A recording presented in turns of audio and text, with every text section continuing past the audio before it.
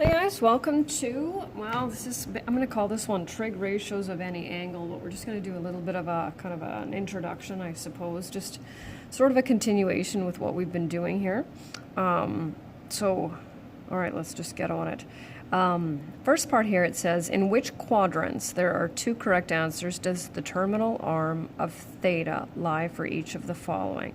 So yesterday we looked at the x, y, and r values for each of the quadrants to determine which of the trig ratios, sine, cosine, and tangent, would be positive or negative. And so we're just going to continue on with this one. So this one says sine of theta is greater than 0, so we're looking at sine being positive. Well, we know they're all positive in quadrant 1.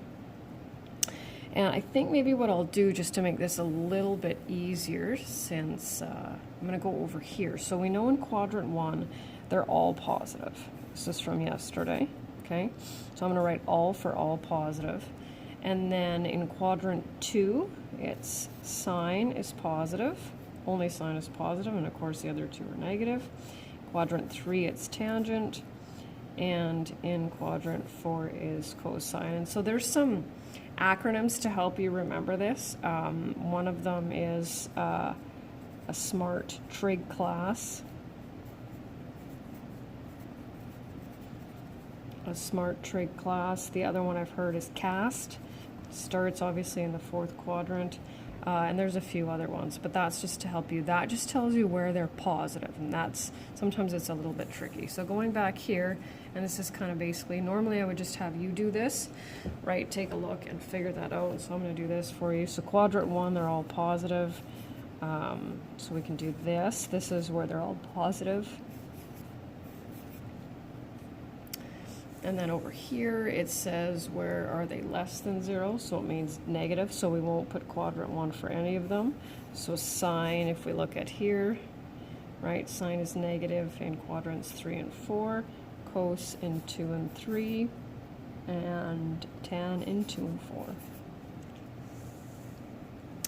And then here it says, in which quadrant does theta lie for each of the following? Circle your choice. So where is sine positive and cosine negative?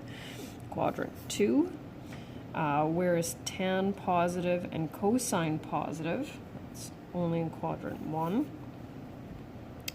Where is tan positive and sine negative? And of course, if you want to do these, just look at that one. It'll take a little while to get used to this, I think. See if I could just move this here. I'll read them to you, and that way you can see what I circle. So third one, quadrant 3. Where's cosine positive and sine negative? 4. Sine and tan both positive is 1. Cosine and tan both negative is 2. Sine negative and cosine negative is 3.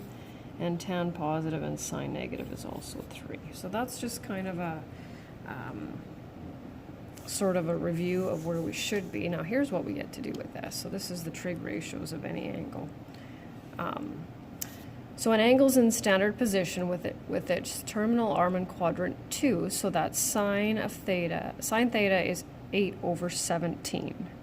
And so I always recommend sketching a diagram.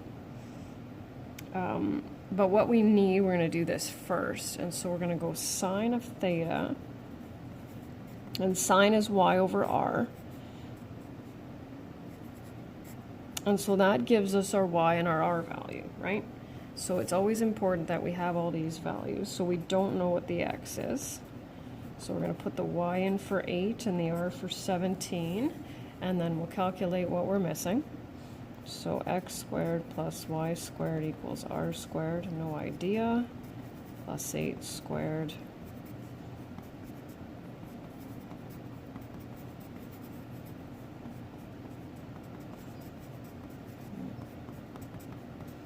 I'm going to do this just because I like this step.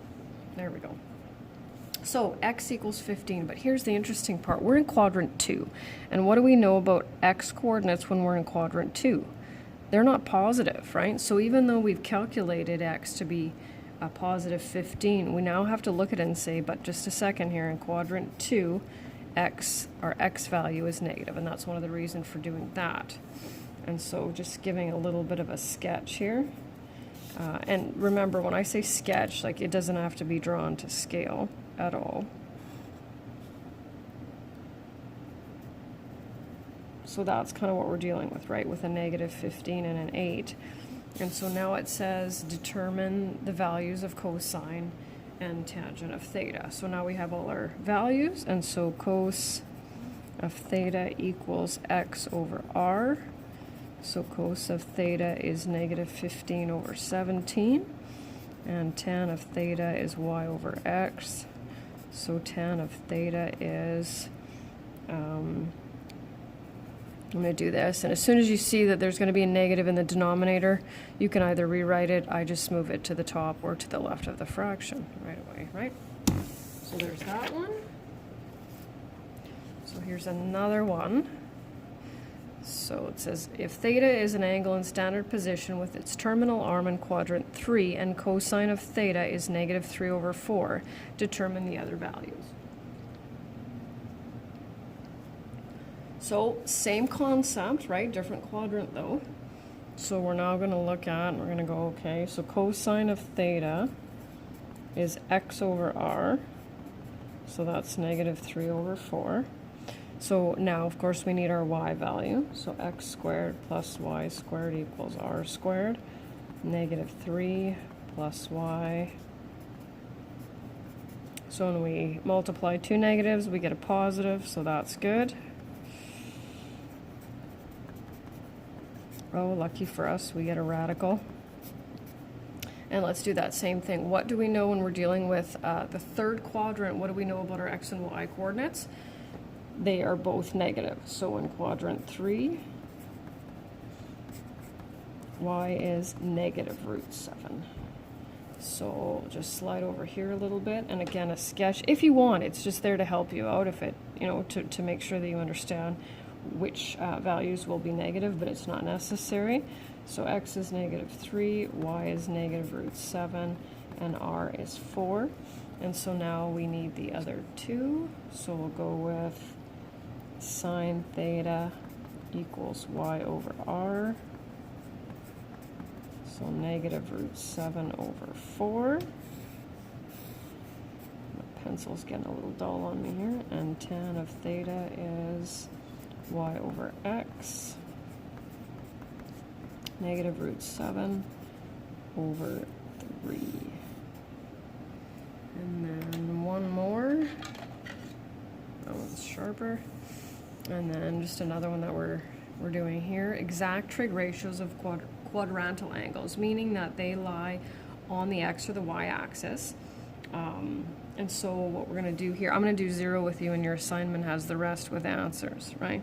So 0 kind of means we'll just pick a point, and last time I did this, right? So we don't have a triangle, but we still need x values, y value, and an r value, right? So our x coordinate is 2, our y is 0, and r is still going to be this distance, right? Because we don't have a triangle at all, so our r is 2. And so moving over here, sine of 0 is y over r, and I'm showing more than I need. So there's that one. And cosine of 0 is x over r. So that will be 2 over 2. And that will be 1. And then last but not least, tan of 0 is y over x. 0 over 2. And another 0. So just something I kind of snuck in. It did need its own day. We're getting close to the end. Talk to you guys soon.